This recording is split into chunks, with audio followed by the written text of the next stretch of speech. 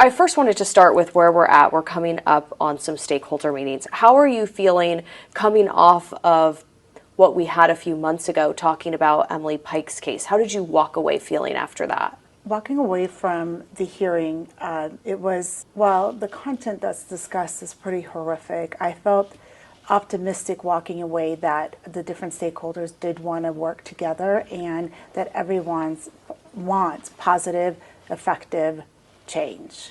And I think that is the most important part here, because these are our most vulnerable children, and they deserve to be in a safe and thriving environment. How have things changed? Obviously, we had Emily Pike's case, and now we have, just in July, 2 other kids that were known to DCS who have been killed. So how have things changed with the situation and the focus of this probe? I've been in communication with Director Patak, and she has been very cooperative and very eager to be a part of the stakeholder meetings and to seek positive, effective change. I think that has been a positive move forward, and bringing all of the voices together. We have these awful incidents, and we're missing something somewhere along the road here with where our group homes are, and in our foster homes, and then also in the homes where the children have been removed. And we have to just do better for these children and ensure that they are safe and they are thriving, and that they can, grow up to lead good lives. Yeah. We talk about Rebecca Baptiste's case. That was, one of the most recent. And we have heard from her school and from others that they have contacted DCS, that they tried to step in because they did feel like something was wrong. When you hear that, and then we obviously see that Rebecca was murdered, I mean, what goes through your head? What are you thinking about that? The system failed Rebecca. And without many individuals reaching out and sounding an alarm, there's an absolute failure with the system that is supposed to protect her. And it does motivate me to really dig deep and bring the people together, that we can come up with the solutions that will ensure that these things don't happen again. Zariah Dodd is another case that we have talked about, very tragic, teen who was pregnant. I know that we have heard that allegedly there were months between her telling her, a DCS caseworker that she was scared, and a potential forensic interview. When you hear that, do you think that, I know we've talked a lot about communication, do you think that's the issue, or do you think there's something else here? I believe communication and also training. The group home managers and the staff need to be trained, and they need to be aware and listening to the children. And I understand that these children they've been traumatized. What led them to live in a group home was out of their control, and they've been traumatized over and over again. And they can be challenging, but the group home staff are responsible for their safety and their care. And we have to look at communication, we have to look at training. One of the things that I was able to get into the budget this year was an appropriation for sex trafficking training for all group homes. And that is completed by Department of Homeland Security, but really raising the awareness for the staff that are taking care of these children, so that they are aware of the dangers that are out there for these vulnerable children. I know a lot of people, it's been brought to our attention, why are these stakeholder meetings not public? Because there are people that want to see the process and transparently see the conversations that are going on behind closed doors. Why is this next one close to the public? The stakeholder meeting coming up on the 3rd is close to the public because we have the tribe coming. And the tribes have been very collaborative so far, and there will be hard and vulnerable conversations in that room. And the tribes are sovereign. They don't have to do anything that we put into law. So getting their buy-in and getting their input is really important, so that we can cost-effective change. Was it their desire that these happen behind closed doors? We collectively made that decision. Now, there will be a hearing after, which will be public, and we will discuss everything that was discussed and be able to lay out how we came to the solutions that we did. And I do think it's important that you have a lot of voices in the room so that we can create effective policy. When you look at these three distinct cases that I know you mentioned in your release, each one of them are different. Do you think that the state failed each one of these kids? Absolutely. Emily Pike was brutally victimized prior to coming into DCS care.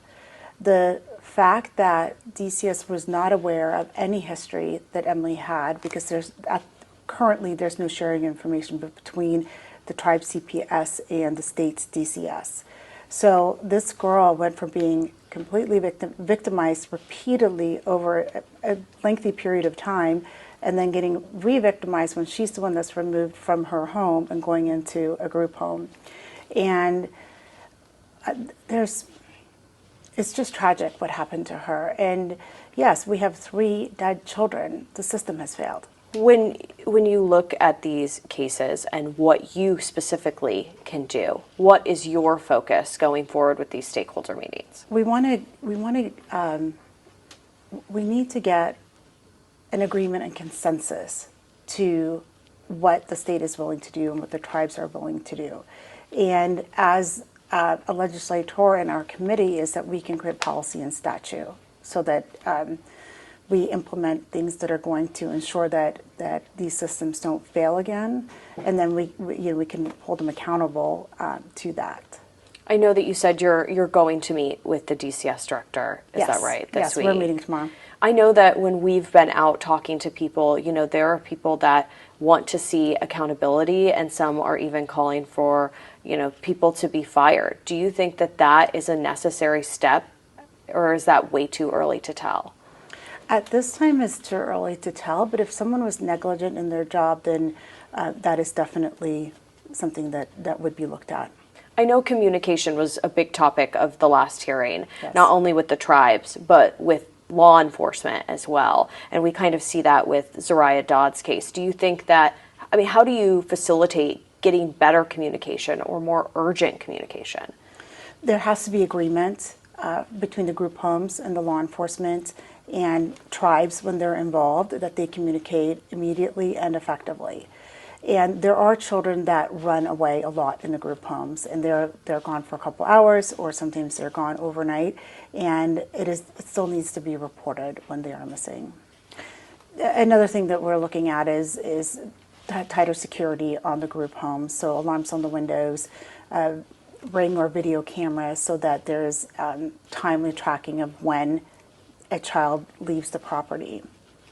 I know that when it comes to Rebecca Baptiste, her school is saying they reached out 12 times to DCS. DCS came back and said, well, we did get 5 phone calls, and one of those met statutory reporting criteria.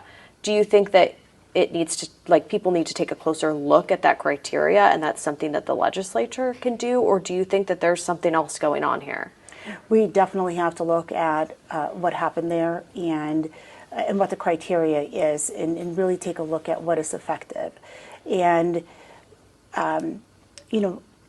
DCS has always been on a path of reunification is best, and families should be able to get their children back if they've met all the criteria that makes it a safe home for them. But when it's not, like in Rebecca Baptiste's case, then we have to ensure that we have the proper protocols for that as well, so that children are safe and we don't lose another child. What are your questions to the DCS director? What do you want to know?